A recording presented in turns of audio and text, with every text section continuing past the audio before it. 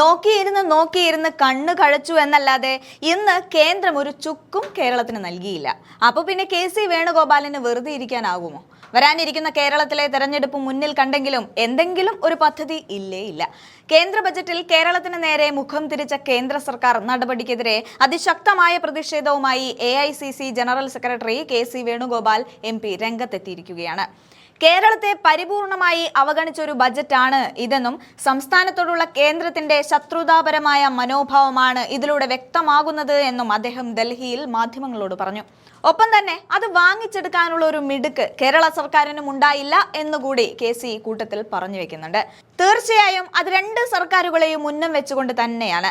2013-14 കാലഘട്ടത്തിൽ UPA സർക്കാർ വാഗ്ദാനം ചെയ്ത എയിംസ് 13 വർഷം പിന്നിട്ടിട്ടും കേരളത്തിന് അനുവദിക്കാൻ കേന്ദ്രം തയ്യാറായിട്ടില്ല എന്ന് അദ്ദേഹം ചൂണ്ടിക്കാട്ടി. പാർലമെന്റിൽ തനിക്ക് ലഭിച്ച ഉറപ്പുകൾ പോലും കാറ്റിൽ പറത്തിക്കൊണ്ട് കേരളത്തെ നിരന്തരം വഞ്ചിക്കുകയാണ് എന്ന് അദ്ദേഹം കുറ്റപ്പെടുത്തി. ടൂറിസം, ആയുർവേദം, ആരോഗ്യ മേഖലകളിൽ രാജ്യത്ത് തന്നെ ഏറ്റവും കൂടുതൽ സാധ്യതകളുള്ള സംസ്ഥാനമാണ് കേരളമെങ്കിലും ഈ മേഖലകളിൽ പ്രഖ്യാപിച്ച പുതിയ പദ്ധതികളിൽ ഒന്നും കേരളത്തെ ഉൾപ്പെടുത്തിയിട്ടില്ല. രാജ്യത്തെ മറ്റ് 5 സംസ്ഥാനങ്ങൾക്കും ഹൈസ്പീഡ് റെയിൽ കോറിഡോറുകൾ അനുവദിച്ചപ്പോൾ കേരളത്തെ മാത്രം ബോധപൂർവം ഒഴിവാക്കിയത് ഇതിന് തെളിവാണ്. കേരളത്തിന്റെ പരമ്പരാഗത മേഖലകളായ നാളികേരം, കശുവണ്ടി, കയർ തുടങ്ങിയവയ്ക്കും ബജറ്റിൽ പുതിയതായി ഒന്നുമില്ല. കർഷകരുടെ ഉൽപ്പന്നങ്ങൾക്ക് തറവില ഉറപ്പാക്കാനോ അവരുടെ കടക്കെണി അവസാനിപ്പിക്കാനോ ബജറ്റിൽ യാതൊരു നിർദ്ദേശവും ഇല്ല എന്നും അദ്ദേഹം പറഞ്ഞു. കൂടാതെ ധാതുമണൽ ഖനന മേഖലയിൽ സർക്കാർ കൊണ്ടുവന്ന പുതിയ മാറ്റങ്ങളിൽ അദ്ദേഹം വലിയ ആശങ്ക പ്രകടിപ്പിച്ചു. പൊതുമേഖലയിൽ മാത്രം നിലനിൽക്കേണ്ട കേരളത്തിന്റെ അമൂല്യമായ ധാതു സമ്പത്ത് സ്വകാര്യ കോർപ്പറേറ്റുകൾക്ക് തുറന്നു കൊടുക്കാനുള്ള നീക്കമാണോ ഇതിന് പിന്നിലെന്ന് അദ്ദേഹം സംശയിക്കുന്നുണ്ട്. എന്തായാലും കെ.സി. വേണുഗോപാലിന്റെ ആ പ്രതികരണങ്ങൾ നമുക്കൊന്ന് കണ്ടു നോക്കാം. ഇവിടെ എല്ലാ സംസ്ഥാനങ്ങളും കിട്ടുന്നത് പോലെ നമുക്കും കിട്ടാൻ നമുക്ക് അധികാരമുണ്ട്, നമുക്ക് അവകാശമുണ്ട്. പക്ഷേ അത് വാങ്ങിക്കാനുള്ള ഒരു സമീപനം, കൺസ്ട്രക്റ്റീവായിട്ടുള്ള സമീപനം കേരള സർക്കാരും കാണിച്ചില്ല എന്നുള്ളതാണ് ഈ കാര്യത്തിൽ പറയാനുള്ളത്. അല്ല, ഞങ്ങൾ വരും ദിവസങ്ങൾ ബഡ്ജറ്റ് ചർച്ചകൾ വരുമല്ലോ. 5-6 ദിവസങ്ങൾ പാർലമെൻറ്റിൽ ശക്തമായിട്ടുള്ള ചർച്ചകൾക്കുള്ള അവസരമാണ്. രാഷ്ട്രപതിയുടെ നന്ദി പ്രമേയ ചർച്ച ഉണ്ടാവും, പ്രസംഗത്തിനുള്ള നന്ദി പ്രമേയ ചർച്ച, ബജറ്റിൻ്റെ ചർച്ച. ഈ ചർച്ചകൾ ഇന്ന് തന്നെ പ്രസംഗത്തിൽ ഞങ്ങൾ ശക്തമായിട്ട് വിയോജിപ്പ് പ്രകടിപ്പിച്ചു. കൃത്യമായിട്ടും ഞങ്ങളുടെ ശക്തമായിട്ടുള്ള കേരളത്തിൻ്റെ ശബ്ദമായിരിക്കും പാർലമെൻറ്റിൽ വരാൻ പോകുന്നത്. അതിശക്തമായ പ്രതിഷേധം വരും. ദേശീയ തലത്തിലും ഈ ബജറ്റ് ഒരു ഹോളോ ബജറ്റാണ്, അതിനെതിരായിട്ടുള്ള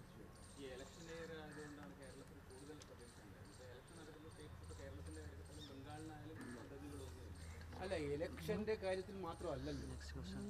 കേരളം വർഷങ്ങളായിട്ട് ആവശ്യപ്പെട്ടുകൊണ്ടിരിക്കുന്ന, കേരളം അർഹിക്കുന്ന പദ്ധതികൾ നൽകാൻ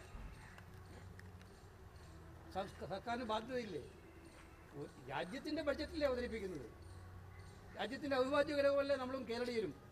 നമ്മുടെ കേരളവും അതിൻ്റെ ഭാഗമല്ലേ? അപ്പോൾ ആ ഭാഗമാണെന്ന് തോന്നിപ്പിക്കാത്ത വണ്ണമാണ് ഇന്നത്തെ ധനകാര്യമന്ത്രിയുടെ പ്രസംഗം. കേരളത്തിന് വേണ്ടി കാര്യമായിട്ടൊന്നും ചെയ്യാൻ അദ്ദേഹം തയ്യാറായിട്ടില്ല. അവർ തയ്യാറായില്ല.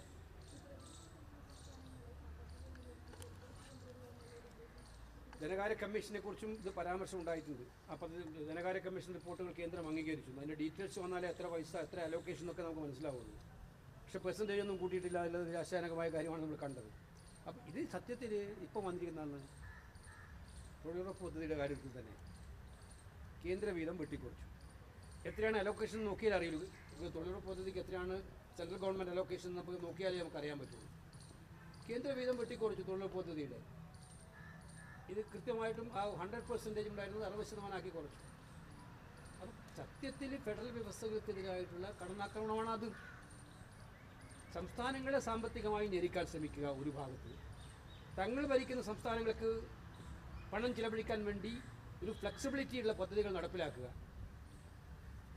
ഇപ്പം തൊഴിലുറപ്പ് പദ്ധതി തന്നെ നോട്ടിഫൈ ചെയ്യാൻ അധികാരം സെൻട്രൽ ഗവൺമെൻറ് കൊടുത്തു. അപ്പോൾ അവരുടെ സ്റ്റേറ്റിൽ നോട്ടിഫൈ ചെയ്യാം, അവർക്ക് ഇഷ്ടമില്ലാത്ത സ്റ്റേറ്റിൽ വേണമെങ്കിൽ നോട്ടിഫൈ ചെയ്യാതിരിക്കാം. ബംഗാളിൽ ഇപ്പോൾ കഴിഞ്ഞ 4 കൊല്ലമായിട്ട് ഇതില്ല.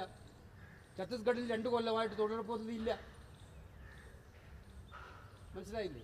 ഇപ്പം ഇതൊക്കെ മനസ്സിലാക്കേണ്ടത് സ്റ്റേറ്റുകൾക്ക് അവർക്ക് ഇഷ്ടമുള്ള സ്ഥലങ്ങളിൽ ഇത് വേണ്ട എന്ന് വെക്കുന്നതിന് വേണ്ടിയിട്ടുള്ള നടപടി ഉണ്ടാക്കാനുള്ള ഫ്ലെക്സിബിലിറ്റി അവർക്ക് നേടുന്ന, സംസ്ഥാനങ്ങളെ ഞെരുക്കുന്ന ഒരു നടപടിയാണ് കേന്ദ്രത്തിൻ്റെ ഭാഗത്തുള്ളത്.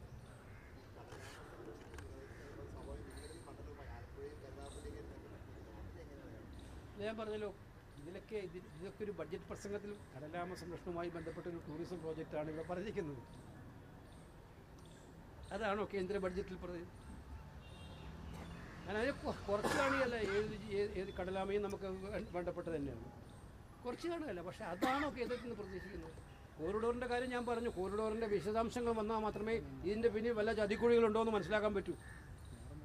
നമ്മുടെ ഈ ധാതുമണൽ സമ്പത്തൊക്കെ തന്നെ വേറെ എവിടെയെങ്കിലും കടത്തിക്കൊണ്ടു പോകാനുള്ള ശ്രമമാണോ എന്ന് നമുക്ക് മനസ്സിലാക്കണമെങ്കിൽ ഇതിൻ്റെ പദ്ധതിയുടെ വിശദാംശങ്ങൾ വരണം. കാരണം ഇപ്പം നമ്മൾ കണ്ടുകൊണ്ടിരിക്കുന്നതാണ്, തീരദേശത്തുണ്ടായ കടൽ മണൽ ഖനനം നമ്മൾ വന്നപ്പോൾ കണ്ടതാണ്. തീരദേശ മണൽ ഖനനം ചെയ്യാൻ അധികാരം ഉണ്ടാവോ നമുക്കറിയേണ്ടതാണ്. അതിന് ഡീറ്റെയിൽസ് വന്നാലേ മനസ്സിലാക്കാൻ പറ്റുള്ളൂ.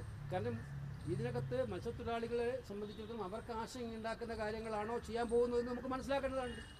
നമ്മുടെ ആവാസ വ്യവസ്ഥയെ തന്നെ തകർക്കാൻ പോകുന്നതാണോ, മത്സ്യസമ്പത്തിനെ തകർക്കാൻ പോകുന്നതാണോ, എന്തൊക്കെയാണ് പദ്ധതികൾ എന്ന് മനസ്സിലാക്കേണ്ടതായിട്ടുണ്ട്.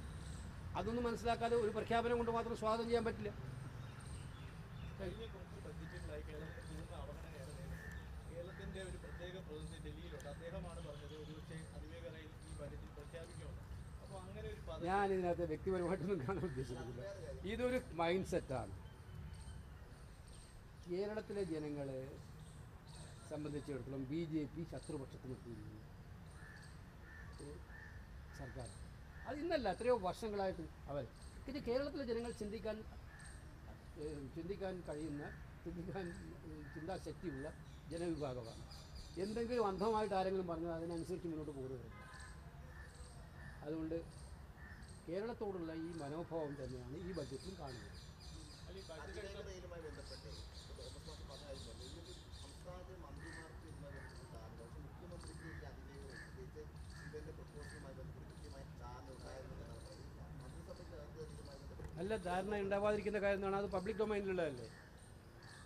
ഈ കേരളയിൽ വന്നപ്പോൾ തന്നെ, ആ പ്രപ്പോസൽ വന്നപ്പോൾ തന്നെ, ആ പ്രപ്പോസലിനെ കേന്ദ്ര ഗവൺമെൻറ് തടസ്സം നിന്നപ്പോൾ തന്നെ ഈ സീസൺ ബദൽ പ്രപ്പോസലായിട്ടല്ലേ വന്നത്. അത് ആ പ്രപ്പോസലുമായി ബന്ധപ്പെട്ട് വന്നപ്പോൾ അദ്ദേഹത്തെ വിളിച്ച് മുഖ്യമന്ത്രി സംസാരിച്ചതാണല്ലോ. അപ്പം ഗവൺമെൻറ് അറിയില്ല എന്ന് പറയുന്നത് എന്താ കാര്യമുള്ളത്? ഇനി അറിയില്ല. മന്ത്രിമാർക്ക് ഇപ്പോഴും ധനമന്ത്രിക്കോ അല്ലെങ്കിൽ അവിടുത്തെ റെയിൽവേ മന്ത്രിക്കോ ധാരണ ഇല്ലായിരുന്നു.